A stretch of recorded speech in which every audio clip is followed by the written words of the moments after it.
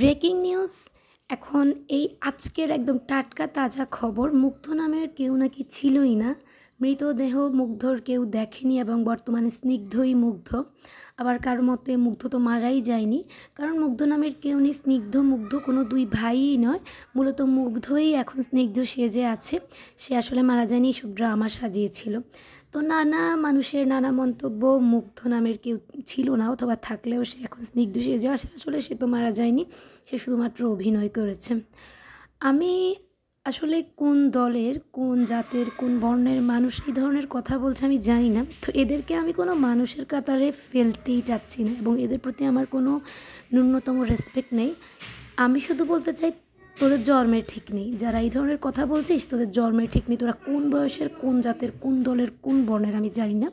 ছবিতে আমি মার্ক করে দিয়েছি, দেখে নেয় যে মুগ্ধ কোনটা, স্নিগ্ধ কোনটা, তারা যমজ ভাই কিনা, এবং তাদের চেহারার মধ্যে বেশ অমিল আছে, তাদের কণ্ঠের মধ্যে অমিল আছে, তাদের মধ্যে তাদেরকে ইজিলি আলাদা করা যায়। তারা টুইন্স ঠিকই, কিন্তু তাদেরকে ইজিলি আলাদাও করা যায়। এবং মুগ্ধকে স্নিগ্ধকে দুজনের একই ছবিতে দুজনকে একসাথে দেখা যাচ্ছে।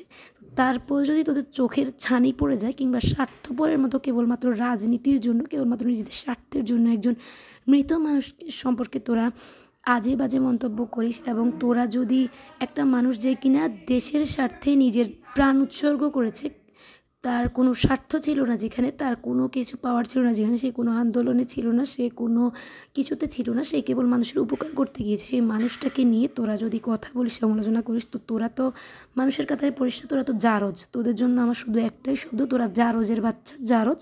তোদের বাবার ঠিক নেই, মায়ের ঠিক নেই, এই কারণে তোরা মুগ্ধকে নিয়ে, আবু সাইদকে নিয়ে সমালোচনা করিস।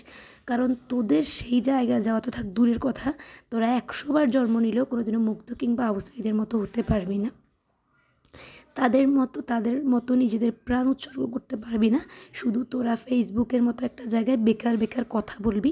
আর যারা স্নিগ্ধ ভাইয়ার জায়গা দেখে এখন জ্বলছে হিংসায়, যাদের হৃদয় জ্বলে পুড়ে অঙ্গার হয়ে যাচ্ছে, স্নিগ্ধ ভাইয়া কেন এত উপরের জায়গায় চলে গেল, তাদের জন্য বলবো, স্নিগ্ধর যোগ্যতা ছিল বলেই স্নিগ্ধ এই জায়গায় আসতে পেরেছে। মুগ্ধ এবং স্নিগ্ধর কোনো সরকারি চাকরি, বেসরকারি চাকরির কখনো প্রয়োজনই ছিল না। তারা সবসময় নিজেদের যোগ্যতায় এসে থেকেছিল, উপরে ছিল, তারা নিজেদের যোগ্যতাই আছে। তারা যে পড়াশোনা করেছে, তাদের যে মানসিকতা, যে মানবিকতা তাদের ভিতরে আছে, সেগুলো তোদেরকে নিজের ভেতরে আয়ত্ত করতে হলে, যারা সমালোচনা করছিস, তোদেরকে 100 বার জন্ম নিতে হবে, তবুও তোরা সেই লেভেলে যেতে পারবি না। তো সমালোচনাই করতে পারবি তোরা, কারণ তোদের এই ছাড়া আর কোনো কাজ নেই।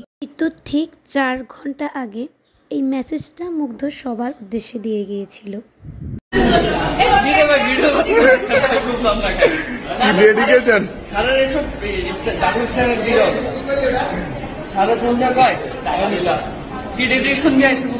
হ্যাঁ, বুঝতেছি।